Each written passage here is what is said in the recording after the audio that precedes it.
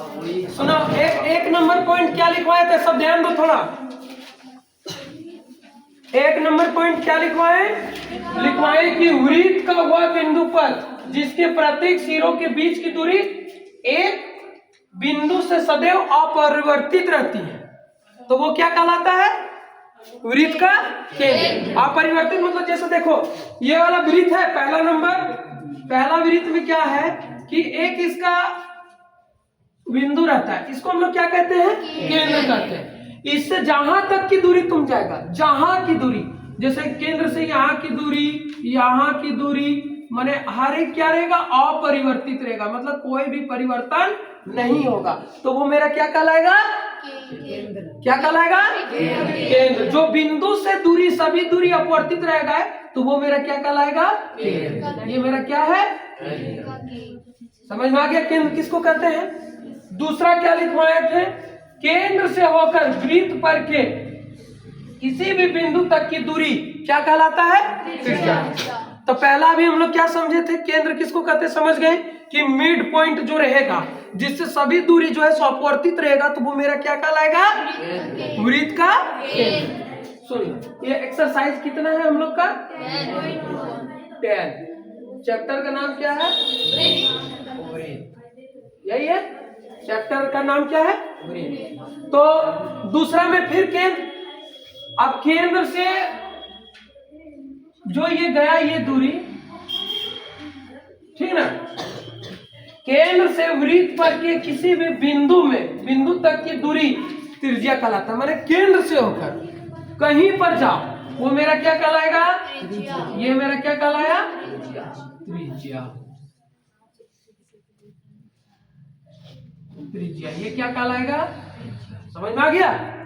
मतलब एक सिरा वो त्रिज्या कहलाएगा, और सभी दूरी जो अपवर्तित रहता है, एक पॉइंट रहता है, उसको हम लोग केंद्र करते हैं, और एक जो जाएगा वो क्या कहलाएगा? त्रिज्या। अब फिर तीसरा में क्या है? तीसरा पॉइंट हम लोग क्या समझेंगे कि केंद्र से होकर जाने वाली वृत्त की सबसे बड़ी रेखा, केंद्र से होकर जाने वाली वृत्त की सबसे बड़ी रेखा क्या कहलाता है? व्यास। क्या कहलाता है? वृत्त का व्यास। क्या कहलाएगा? वृत्त का व्यास कहलाएगा। तो सबसे पहले केंद्र किसको कहते हैं समझ गए, फिर दूसरा में त्रिज्या किसको कहते हैं वो भी समझ गए, तीसरा में क्या समझे? व्यास किसको कहते हैं समझ गए। तो इससे हम लोग को क्या पता चला कि जो ये व्यास जो रहेगा वो किसी भी वृत्त का सबसे लंबी रेखा है।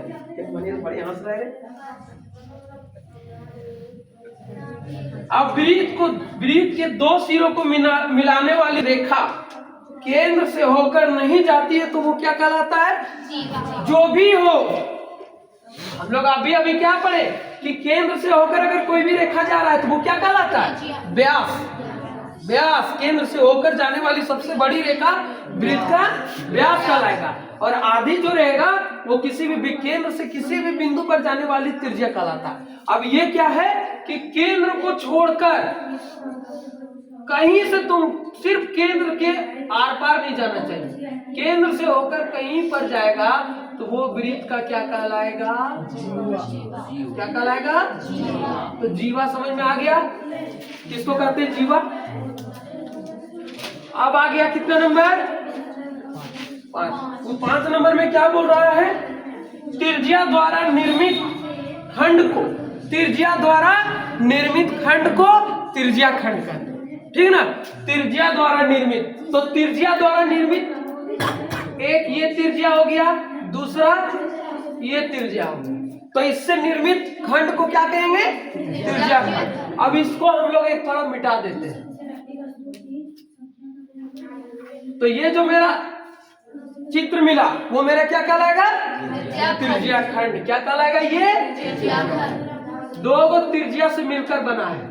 क्या गो त्रिज्या से? दो त्रिज्या से मिलकर बने खंड को ही त्रिज्या खंड कहते हैं। समझ में आ गया? ये पहला हो गया, ये दूसरा, ये तीसरा, ये चौथा, ये छठा नंबर क्या था? जीवा और चाप द्वारा, ठीक ना? जीवा एक मिला दो यहाँ, और ये चाप एक बना दो। तो ये ऊपर वाला, तो ये तो मेरा समझ गया कि ये जब नहीं रहेगा तो ये मेरा क्या कहलाएगा, त्रिज्या खंड। अब इसको जब हम लोग इस तरह से मिला देंगे और इस तरह से मिलने के बाद जो चित्र हम लोग को प्राप्त हुआ, ये किसका टुकड़ा है, किसका टुकड़ा है, वृत्त का ही टुकड़ा है ना। तो इसको हम लोग क्या कहेंगे, क्या कहेंगे, वृत्त। समझ में आ गया कि वृत्तखंड किसको कहते हैं। वृत्तखंड के बाद 7 नंबर में क्या था,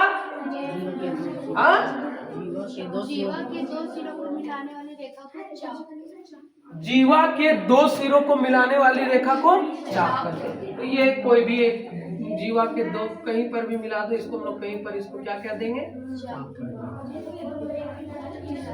ये हम लोग का क्या कहलाएगा, चाप। समझ में आ गया। और कहीं पे कोई दिक्कत, बंद कर दो। समझ में आ गया ना सब।